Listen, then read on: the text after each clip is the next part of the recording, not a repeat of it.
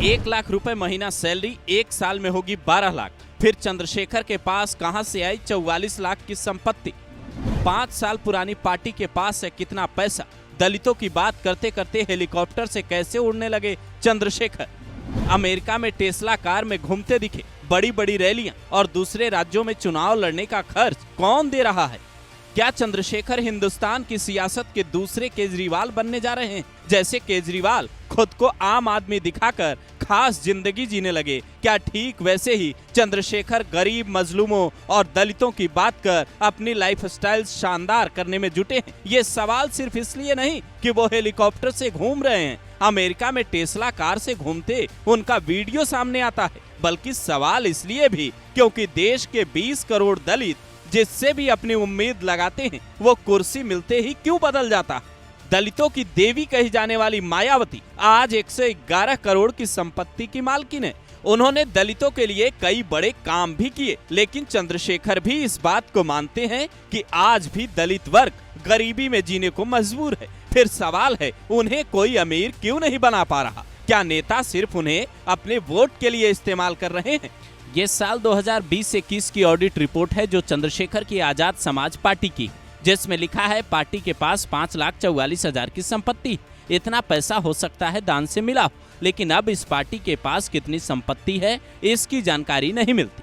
Party बनने के बाद पहले चंद्रशेखर ने यूपी में चुनाव लड़ा, महाराष्ट्र में प्रत्याशी उतारे, बिहार में पप्पू यादव के साथ गठबंधन कर चुनाव लड़ा, यहाँ तक कि दिल्ली में भी उम्मीदवार उतारे। कई जगहों पर चंद्रशेखर हेलीकॉप्टर से रैली करने गए, जिसके 1 घंटे का किराया करीब 1 लाख रुपए होता है। तो फिर सवाल है, पार्टी के पास पैसा ज्यादा है नहीं तो ये आ कहां से रहा है? जरा ये समझिए। चंद्रशेखर की कुल संपत्ति 44 लाख थी, जिसमें से बैंक अकाउंट में नकदी जमा सिर्फ 33,000 है। ये हलफनामा उन्होंने साल 2022 के चुनाव में दिया, जो mynetainfo.com पर आप भी देख सकते हैं। 2 साल बाद साल 2024 में इन्होंने अपनी संपत्ति 39,86,000 रुपए बताई, जिसका मतलब हुआ 2 साल में इनकी संपत्ति करीब 5 लाख रुपए कम हो गई।